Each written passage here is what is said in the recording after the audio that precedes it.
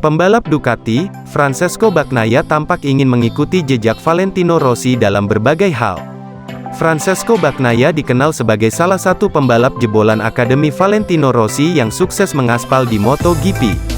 Bersama Ducati, pembalap yang akrab disapa Pecco itu telah berhasil meraih gelar juara dunia pada MotoGP musim 2022. Pecco pun kemungkinan besar bisa kembali mengulangi prestasinya itu pada musim ini. Mengingat, ia kini memimpin puncak klasemen MotoGP 2023. Namun, juara dunia saja rupanya belum cukup bagi Pecco. Pecco mengaku ingin namanya bisa diingat bersamaan dengan Ducati. Sebagai penggemar Ducati sejak kecil, Pecco berharap namanya bisa melekat dengan tim pabrikan tersebut sebagaimana Valentino Rossi dengan Yamaha. Sejak saya kecil, saya adalah salah satu penggemar Ducati yang pernah ada. Saya ingin nama saya lebih dikenal dengan nama Ducati. Setidaknya seperti apa yang terjadi dengan Marc Marquez dan Honda, atau, seperti, dengan Valentino Rossi dalam Yamaha. Terlepas dari keinginan Pecco yang tak mustahil bisa terwujud, Pecco kini harus berkonsentrasi pada kompetisi MotoGP musim 2023 terlebih dulu. Pasalnya, ada Marco Bezzecchi yang menjadi saingan beratnya. Pembalap dari tim Valentino Rossi, Muni VR46 itu berhasil tampil gemilang di sesi balapan dan menempel ketat Pecco di klasemen sementara. Saat ini, Pecco tercatat meraih 94 poin yang didapatnya dari 2 kali menjuarai balapan dan kegemilangannya tampil di sprint race.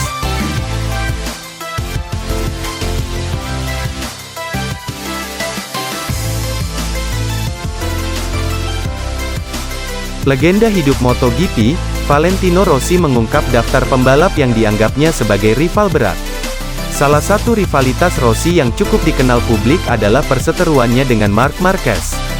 Bukan hanya bersaing sengit di lintasan balap, Rossi dan Marquez punya hubungan buruk di luar kompetisi.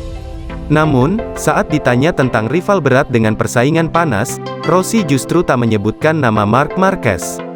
Saya akan mengatakan Jorge Lorenzo, Casey Stoner dan Max Biaggi. Dengan Biaggi itu berat sejak awal karena kami tidak pernah menyukai satu sama lain.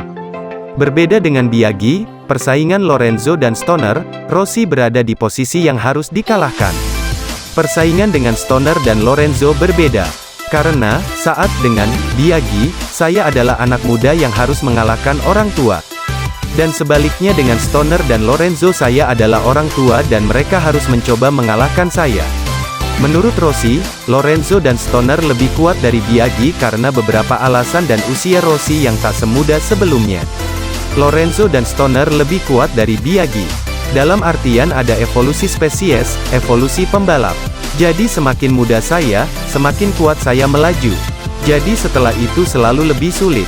Terlepas dari pengakuan Rossi, keputusannya untuk tak menyebutkan nama Marc Marquez bisa jadi pertanyaan besar di dunia balap MotoGP.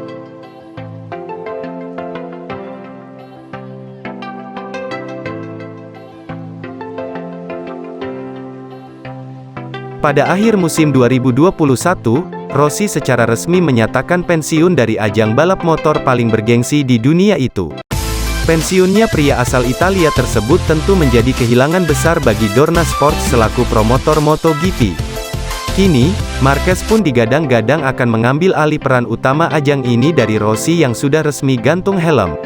Hal itulah yang ada dalam benak mantan pembalap Spanyol Sito Pons, di mana dia merasa kini adalah eranya Marquez. Pada masa lalu, ketika Rossi memutuskan pensiun, Marquez mengambil alihnya. Menurut Pons, era ini layak disebut eranya Marquez karena dia memiliki kemampuan di atas para pembalap lainnya. Selain itu, dia juga telah membuktikan diri dengan meraih total 8 gelar juara dunia hingga sejauh ini. Marquez, di antara pembalap yang saat ini berada di lintasan, bagi saya adalah yang paling mumpuni.